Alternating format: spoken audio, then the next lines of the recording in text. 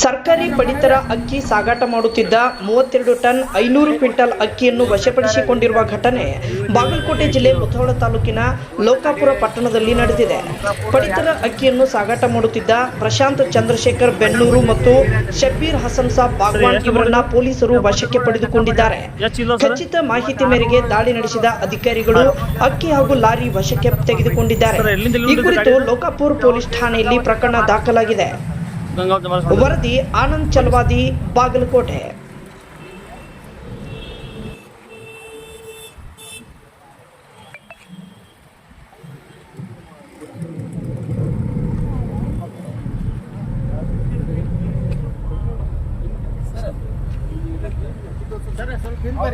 ನಮ್ಮ ಫೋಟೋ ತೆಗೆದ್ರಿ ನಮ್ಮ ಇದಕ್ಕೆ